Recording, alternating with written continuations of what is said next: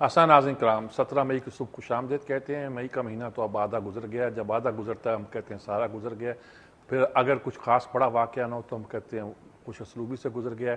20 مئی کو ہم شکاگو بھی جا رہے ہیں ماشاءاللہ، اور وہاں ہمارے صدر صاحب خود جائیں گے، اور نیٹو والوں نے ہمیں بلا لیا ہے، تعلقات ٹھیک ہو گئے امریکہ سے، سپلائی لائن ہم بحال کر دیں گے جی۔ اللہ خیر صلاح، مسئلے حل ہو جائیں گے، پیسے بھی آ جائیں گے، بجٹ بھی بن جائے گا، قوم کے درد دور ہو جائیں گے۔ نہیں، درد دور ہو نہ ہو، کچھ نہ کچھ ہوگا۔ دیکھتے ہیں صورتحال کیا ہے ایک وقفے کے بعد۔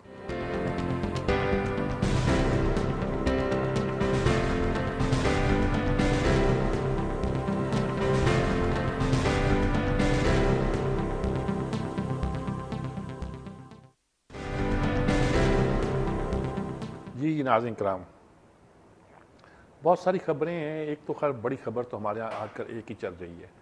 ہم کہتے ہیں جی ہم نے نیٹو سپلائی بحال نہیں کی، اس پہ بات چیت کر رہے ہیں جی، اور بحال ہم نے کرنی ہے، یہ بھی ہم کہہ رہے ہیں، اس پر بھی مان رہے ہیں، اور کوئی بات خفیہ نہیں رہے گی، سب باتیں کھل کر ہوں گی، کھلے عام ہوں گی، اور کوئی چھپا کے نہیں رہیں گی۔ یہ قاہرہ صاحب بھی کہہ رہے ہیں، اور ہنا ربانی بھی کہہ رہی ہیں، صاحبہ بدل اللہ تھا صاحب اور صاحبہ کو، وہ بھی کہہ رہی ہیں کہ یہ جی ہمیں بحال تو کرنی ہے، 48 ملکوں سے لڑائی نہیں لے سکتے، بڑی دلیل وہ واضح دیتی ہیں، اور ہمیں بالآخر اس کو بحال کرنا ہے، اور بحال ہم کر رہے ہیں، لیکن اس کے لیے نیگوسیشن ہو رہے ہیں دونوں ملکوں کے درمیان۔ وہ کہتے ہیں کہ ہماری ٹیم موجود ہے پاکستان میں، امریکی کہتے ہیں، اور وہ بات چیت کر رہی ہے، بحالی پہ کر رہی ہے، معافی پہ کوئی نہیں کر رہی۔ کسی کو غلط فہمی ہے کہ پاکستان میں بیٹھے ہوئے ہیں اور معافی کا کوئی فارمولہ طے کر رہے ہیں، تو ایسی کوئی بات نہیں ہے۔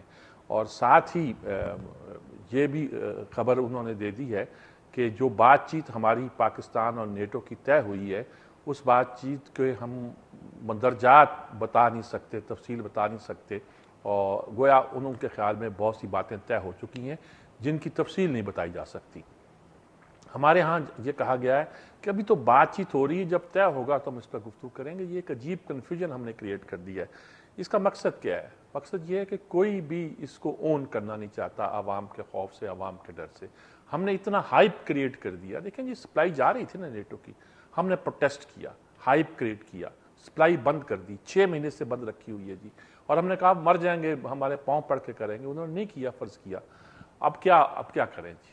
ہم نے کہا معافی مانگیں، ڈرون بند کریں۔ آج نواز شریف نے کہا نہ وہ معافی مانگ رہے ہیں، نہ ڈرون بند کر رہے ہیں، اس کے باوجود بھی آپ سپلائی کیوں بحال کر رہے ہیں؟ عمران خان کہتا ہے کہ یہ تو ایک تھپڑ ہوگا قوم کے منہ پر، یہ تو بڑی زیادتی ہوگی اگر آپ نے بحال کر دی تو۔ کوئی اس کی حق میں بات اس طرح نہیں کر رہا۔ وزیر اعظم کہتے ہیں کہ فیصلہ جذباتی نہیں ہوگا، قوم کے مفاد میں ہوگا۔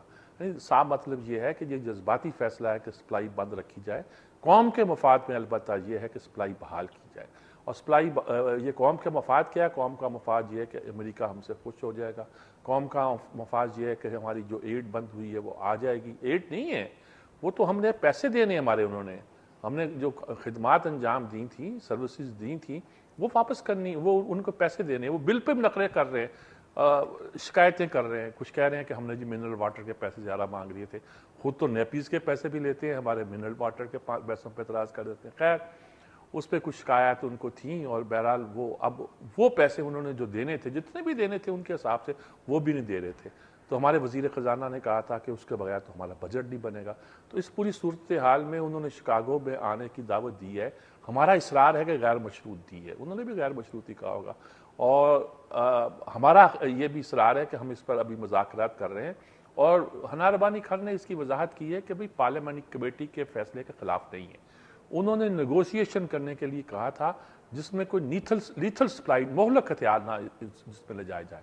انہوں نے کہا وہ تو ہم اجازت ہی نہیں دے رہے، کبھی دی نہیں تھی، اور عام چیزوں کی سپلائی جو ہے نا اس کی بات ہو رہی ہے، تو ہم پارلیمانی قرارداد کے عین مطابق اس پہ عمل کر رہے ہیں، اور اس لیے یہ کہنا کہ ہم پارلیمانی قرارداد کے خلاف چل رہے ہیں وہ نہیں ہے۔ قاہرہ نے کہا کہ جو کچھ ہوگا صاف کھلے عام کیا جائے گا، کوئی چھپ کے نہیں کیا جائے گا جی۔ ہمیں توقع یہی ہوگا، جب امریکیوں کو پتہ نہیں کیا لگی ہوئی ہے، کہہ دیتے ہیں کہ جو کچھ طے ہو گیا وہ بتانا مناسب نہیں ہوگا، وہ اب ابھی بتائیں گے نہیں۔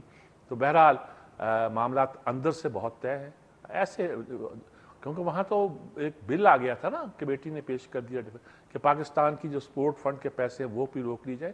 وہ بھی پتہ نہیں عجیب، ہم تو سمجھتے ہیں کہ ہمارے پارلیمنٹیرین گریجویٹ نہیں ہوتے، مشرف نے گریجویٹ لے آیا تھا، ہم سمجھتے ہیں ہمارے پڑھے لکھے نہیں ہوتے، ان کے کمال کے پارلیمنٹیرین ہیں، کہتے ہیں یہ پاکستان کی یہ بند کر دو، پابندیاں لگا دو، اب وائٹ ہاؤس نے انہیں کنوے کر دیا، یہ بھی ساتھ ہی کام ہوا ہے، شکاگو میں بلایا گیا، ہم نیٹو سپلائی بحال کرنے پہ بات چیت ہو رہی ہے، اور وائٹ ہاؤس نے کنوے کیا کہ اگر آپ نے یہ بل پاس کیا نا ہم ویٹو کر دیں گے۔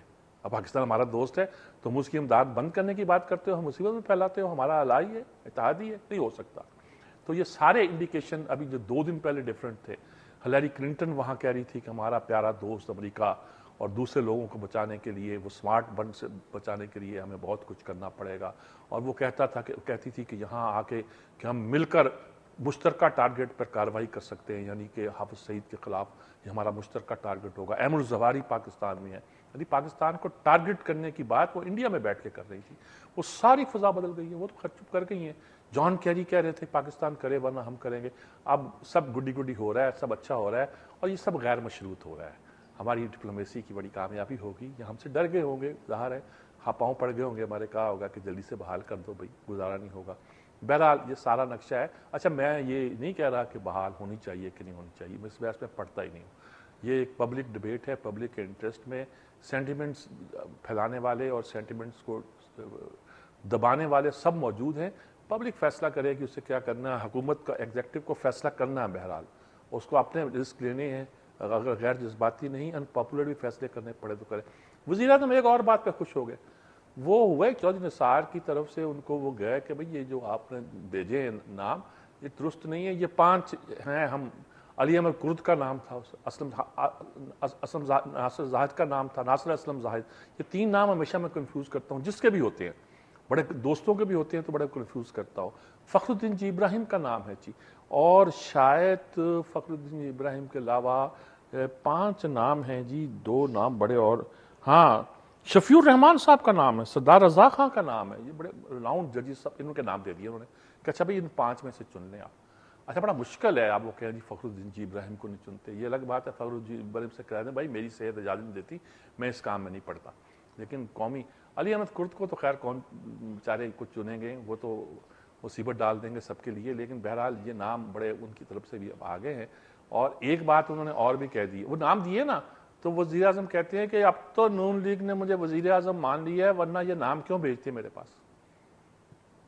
وہ ڈوبتے کو تنکے کا سہارا، وہ انہی باتوں کا سہارا لے کر اپنی وزارت عظمیٰ کے دلائل پیش کر رہے ہیں، اور دلائل کی بات کر رہے ہیں کہ میں وزیر اعظم ہوں، میں تو ہوں، بیٹھا ہوں، دیکھو میں وزیر اعظم ہوں، چل رہی ہے بات۔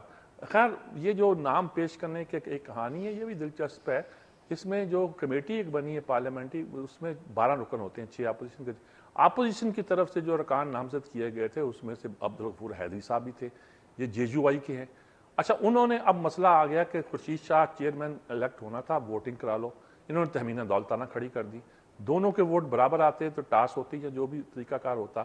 وہ ہوا یہ کہ غفور حیدری اپوزیشن سے بجائے ووٹ انہوں نے ادھر دے دیا۔ آج چودھری نثار نے کہا بھی فیصلہ کریں آپ کہاں ہیں، آ کے تو وہ کہتے ہیں سنا مولانا فضل الرحمان صاحب ملے ان کو نواز شریف کو کہ ہم آپ کے ساتھ ہیں، حکومت کو دیکھ لیا ہے، لیکن جب فیصلے گڑی آتی تو حکومت کے ساتھ مل جاتے ہیں۔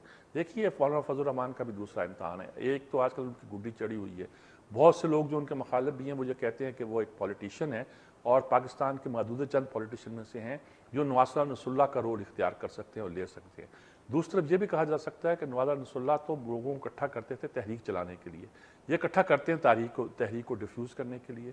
مشرف کے زمانے کی جب اسمبلیوں سے استعفیٰ دیا، بڑا ان کی آرگومنٹ ہے مولانا کی کہ ہم نے یہ وعدہ نہیں کیا تھا، یہ کیا، لیکن اس آرگومنٹس کا جواب نہیں ہے کہ جب یہ اسٹریٹجی حکمت عملی طے ہو گئی تھی کہ مشرف کے الیکشن کا جو الیکٹورل کالج ہے اس کو ڈیفیوز کرنا، اس کو ختم کرنا ہے، اور اس کے لیے سب سے بڑی بات تھی کہ سرحد کی اسمبلی ڈیزالو کر دی جائے، تو وہ فیصلہ کیوں نہیں کیا گیا؟ یہ فیصلہ مشرف کے حق میں کیا، اور بھی فیصلے مشرف کے حق میں بہت سے گئے۔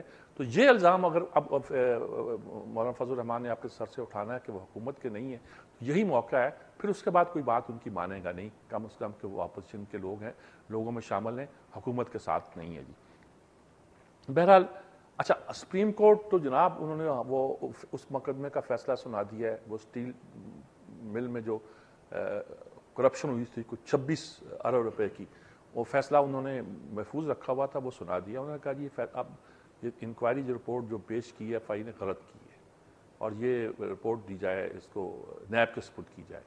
انہوں نے یہ فیصلہ اس طرح کیا کہ یہ ساری جو رپورٹ تھی، یاد ہے آفتاب معین کو ہٹا دیا گیا تھا، چیئرمین تھے، 26 ارب کی کرپشن آئی تھی، جب اسٹیل مل ان کے پاس آئی تو 10 ارب کہ پروفٹ میں تھی، جب گئے تو 26 ارب کا لاس دکھا رہے تھے، اس میں سے بیڈ گورننس کی وجہ سے کیا ہے، کرپشن کی وجہ سے یہ کیا ہے، خسارہ کس وجہ سے ہوا ہے، یہ ساری بریک ڈاؤن تھی، فرینسک اس کی سٹڈیز تھی.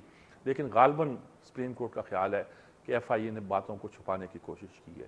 اس وقت بھی وہ کھوسا صاحب تھے جو جن کو بنایا گیا تھا ڈی جی ایف آئی اے، ان کے خلاف اعتراض آ گیا تھا، ان کو بدل دیا تھا. یہ ماسٹر ہے نا، جو کام بندہ نیب کا چیئرمین کام کرے اس کو بدل دو، ایف آئی اے کا ہیڈ کام کرے ان کو بدل دو، وزیر سیکٹری قانون کام کرے ان کو بدل دو، سیکٹری دفاع کی بات کرے ان کو بدل دو. آپ بدل دو جی، آپ کا اختیار ہے، آپ ایگزیکٹو ہو، کچھ بھی کر سکتے ہو.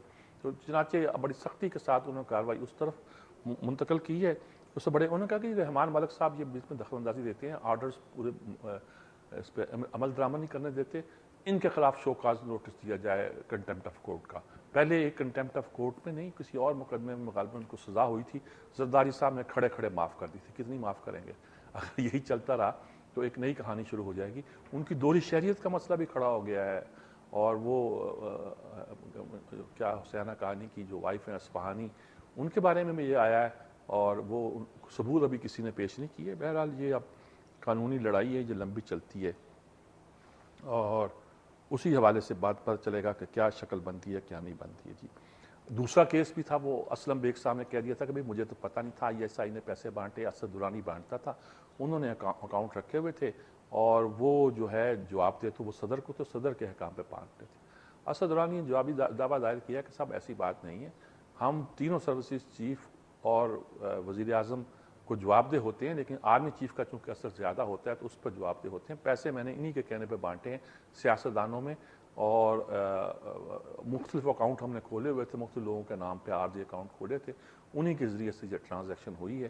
اچھا جو بھی ہوئی، انہوں نے کہا اس زمانے میں سارا کام قانونی تھا، اور اس کی ڈیٹیل کیا ہے یہ میں آپ کو الگ بتا سکتا ہوں، بند کمرے میں، کھلے عام نہیں بتا سکتا. سوچنے کی بات ہے کہ کس کام کے لیے خرچ ہوئے ہیں.